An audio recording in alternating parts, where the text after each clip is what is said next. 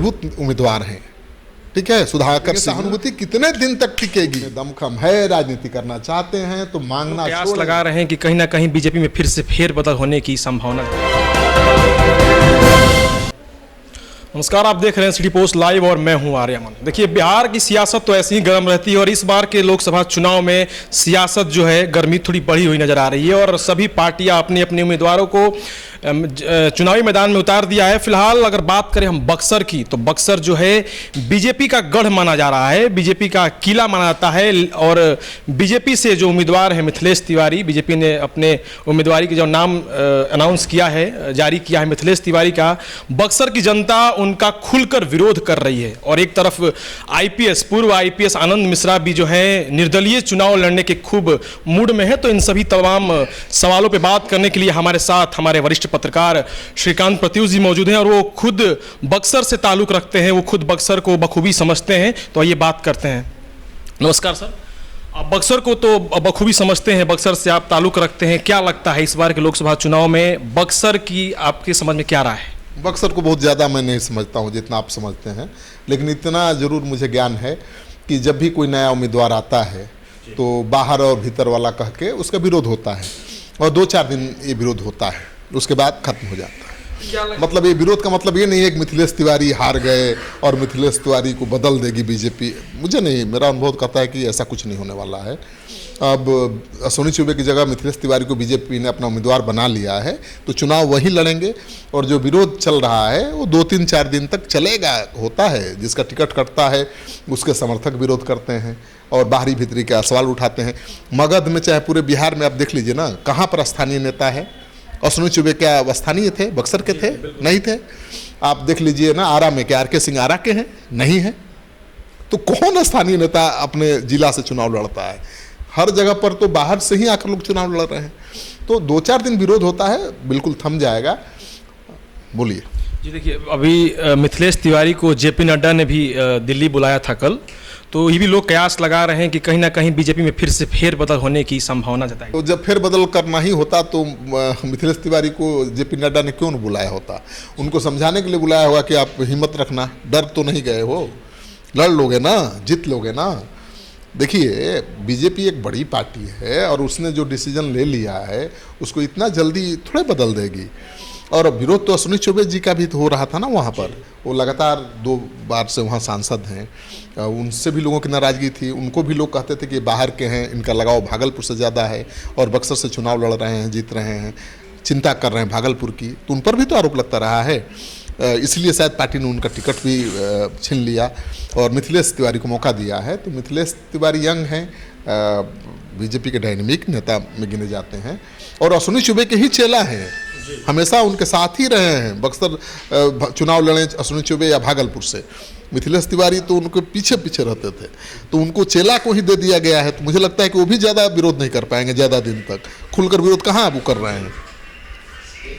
बक्सर की जनता जो है पूर्व आईपीएस आनंद मिश्रा पर भी खूब विश्वास जता रही है और बक्सर के लाल बोल के उन्हें संबोधित कर रही है और आनंद मिश्रा भी पूरे उत्सुक मिजाज में दिख रहे हैं, पूरे मूड में विश्वास के साथ उतरने की पूरे मूड। देखिए, वो ठीक है, वो आईपीएस अधिकारी हैं और नौकरी छोड़ करके वो चुनाव लड़ना चाहते हैं। ब्राह्मणों की सीट है बक्सर और ब्राह्मण समाज से ही वो आते हैं और आईपीएस अधिकारी थे, नौकरी जवानी में ही छोड़ दी है, अभी बहुत दिन नौकरी थी उनकी और वो समाज का सेवा करना चाहते हैं। तो अच्छी बात है, अच्छे लोगों को राजनीति में आना चाहिए। लेकिन बीजेपी इतनी सरल और सहज पार्टी नहीं है जिसमें आप आइए और तुरंत टिकट मिल जाए। बीजेपी में बहुत पापड़ बेलना पड़ता है। बीजेपी में कब क्या होगा कोई नहीं जानता है, लेकिन हाँ, संपैथी हो सकता है स्थानीय लोगों में। लेकिन ये संपैथी कब तक? अब इतना संपैथी तो नहीं होगा ना कि मोदी के विरोध में लोग उतर जाएंगे। आनंद मिश्रा के उतर जाने से मोदी के विरोध में माहौल बन जाएगा। वहाँ अश्विनी चौबे चुनाव जीतते थे। लेकिन बक्सर की जनता पूरे मूड में है कि इस बार बाहरी तो किसी भी कीमत पे वो अपनाने के लिए तैयार नहीं है। कितना जनता से आप बात किए हैं? 10, 50, 20, 100 लोगों से बात किया होगा, उससे आप पूरा जिले का मूड बता देंगे? नहीं बता सकते। आपने जिस जगह पर जाके 10 लोगों से बात किया होगा, हो सकता है वो कोई चौबे जी के समर्थक हो या मिथिलेश के विरोधी हो, ये नहीं होता है। अश्विनी चौबे को लेके जो छवि अब तक क्रिएट की है, अश्विनी चौबे की छवि रही है, उस पे लेके कहीं ना कहीं लोग बक्सर की जनता नाराज दिख रही है कि अश्विनी चौबे कुछ नहीं किए। तो क्या इस वजह से तो नाराज नहीं है बक्सर की जनता अश्विनी चौबे को लेके? अश्विनी चौबे से तो नाराजगी वहाँ के लोग जताते ही रहे हैं कि 10 साल सांसद रहे, कुछ खास नहीं किया। लेकिन अब जब आनंद, आप बोल रहे हैं ना, आनंद मिश्रा आ जाएंगे तो बीजेपी के उम्मीदवार को छोड़कर बीजेपी के लोग आनंद मिश्रा के साथ पीछे लग जाएंगे। मुझे नहीं लगता है, राजनीति में ऐसा होता नहीं है। अगर ऐसा होता तो ब्राह्मणों की बहुत पूछ होती राजनीति में। बीजेपी में ब्राह्मणों को क्या वैल्यू है? तो किसी भी भूमिहार अप्रकाश के क्या वैल्यू है? वो ग्रांटेड है ना, ये वोट बैंक ग्रांटेड है, मतलब वो बीजेपी के पास ही जाना है। ब्राह्मण का वोट आरजेडी को थोड़ा मिल जाएगा, नाराज हो जाएंगे तो आरजेडी को दे देंगे, नहीं देंगे। तो केवल आनंद मिश्रा के खड़ा होने से चुनौती बढ़ सकती है, कुछ वोट वो काट सकते हैं और बहुत ज़्यादा मार्जिन से जीत जाएंगे मिथिलेश तिवारी, ये भी संभावना नहीं दिखती है। तो वहाँ आरजेडी के मजबूत उम्मीदवार हैं, ठीक है, सुधाकर सिंह आरजेडी के मजबूत उम्मीदवार हैं और हाल के दिनों में नीतीश सरकार में जब मंत्री थे तो अपनी ही सरकार के भ्रष्टाचार के खिलाफ बोलकर वो नेता बन चुके हैं। तो वो जगतानंद सिंह वाली बात नहीं है, जगतानंद से बड़ा कद हो गया उनके बेटे का। तो वो चुनौती है, लेकिन ये सीट बीजेपी की है। बीजेपी हमेशा वहाँ जीतती रही है। एक बार जगतानंद सिंह जीत गए तो ये थोड़े मतलब हुआ कि वो बीजेपी की सीट नहीं है। बीजेपी की सीट आज भी है, पहले भी थी, लेकिन चुनौती है, लड़ाई है। मिथिलेश जो तिवारी हैं, ठीक है, बहुत बड़ा नाम नहीं है और बक्सर में बहुत लोग नहीं जानते उनको। हो सकता तो स्थानीय में कौन बड़ा नाम है जरा बताइए? बक्सर में स्थानीय बक्सर में कोई बड़ा नाम भी नहीं है जो चुनाव लड़ना चाहता है। तो बीजेपी ने देखा कि स्थानीय स्तर पर कोई बड़ा नाम नहीं है जो चुनाव लड़ सकता है, जो चुनाव जिताने की गारंटी दे सकता है, इसलिए उसने मिथिलेश तिवारी को गोपालगंज से उठाकर बक्सर में पटक दिया। मैं इतने कॉन्फिडेंस से इसलिए बोल रहा हूं कि कल पीसी प्रेस कॉन्फ्रेंस में आनंद मिश्रा ने कहा है कि अभी तो बाकी है, कहीं ना कहीं वो मोदी जी को अपना आदर्श बता रहे हैं और कह रहे हैं कि अभी रुकिए, 2-4 दिन रुकिए, अभी परिणाम आना बाकी है, अभी ऐसे कुछ नहीं कह सकते हैं। मतलब वो पूरे कॉन्फिडेंस के साथ वो भी हैं।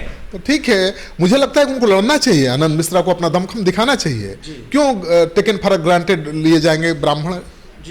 उनको लड़ना चाहिए। उनके डुमराव के राजघराने भी उनके समर्थन में उतरे हैं, वो कहीं ना कहीं वो भी मिथिलेश तिवारी के खुल का विरोध कर रहे हैं और आईपीएस आनंद मिश्रा का समर्थन कर रहे हैं। हाँ, तो उनको अपना दम, देखिए उनको टिकट चाहिए, तो अभी मिलेगा मुझे नहीं पता है, लेकिन वो दमखम दिखा पाएंगे, निर्दलीय चुनाव लड़ेंगे, दमखम दिखा पाएंगे, बीजेपी को रोक पाएंगे, तो अगला उम्मीदवार बीजेपी के वही होंगे। लेकिन वो चाहेंगे कि ऐसे प्रेम से बीजेपी उनको दे दे टिकट, नहीं देने वाली है।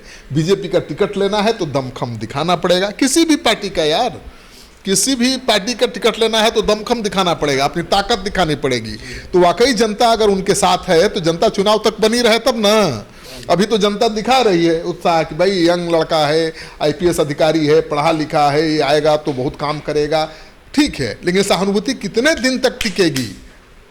अगर ये सहानुभूति चुनाव तक टिक गई, अगर लोगों ने ये तय कर लिया कि मेरा उम्मीदवार हारे या जीते, मैं उसी को चुनूंगा जो योग्य है, जो ज्यादा योग्य है, तब पार्टियां झुकेंगी। पार्टियों को पता है कि ऐसा होने ही वाला नहीं है। यहाँ तो सरकार मतलब व्यक्ति पर लोग वोट देते हैं ना, मोदी जी के नाम पर वोट देते हैं। अगर व्यक्ति उम्मीदवार को चुनते तो कोई बेहतर उम्मीदवार चुनते लोग, तो आनंद मिश्रा को टिकट के लिए घूमना पड़ता रोड पर। वाकई वो अच्छे उम्मीदवार हैं, आईपीएस अधिकारी हैं और यंग हैं, डायनेमिक हैं, वो काम करना चाहते हैं, नौकरी छोड़कर सेवा करना चाहते हैं, मिलना चाहिए था मौका।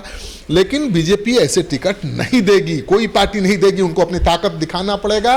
उनके लिए चुनौती है, उसको अवसर में बदलें, निर्दलीय चुनाव लड़ें, अपना दमखम दिखाएं, अगली बार वही उम्मीदवार होंगे।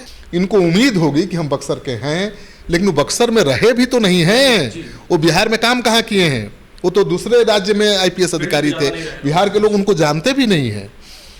ठीक है, यंग हैं, डायनेमिक हैं, आईपीएस अफसर हैं, बक्सर के ही रहने वाले हैं, अच्छे उम्मीदवार हो सकते थे। लेकिन बीजेपी ने भी क्या गलती की है? अपने एक पुराने कार्यकर्ता को उम्मीदवार बनाया है, तो इसका मैसेज तो अच्छा ही गया मुझे लग रहा है। क्यों नहीं पार्टी के कार्यकर्ता जो सालों साल से पार्टी की सेवा कर रहा है उसको मौका क्यों नहीं मिलना चाहिए?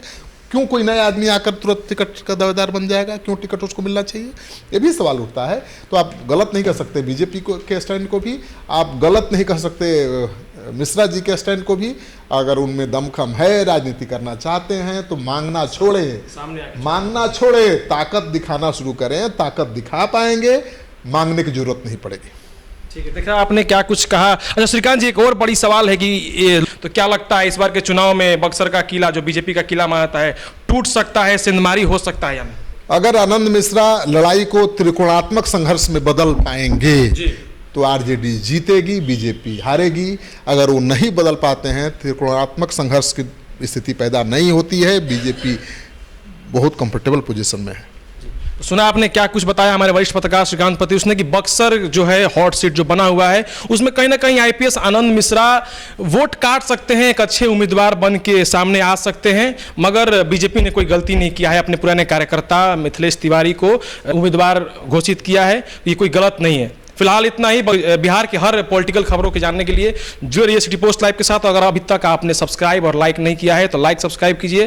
धन्यवाद।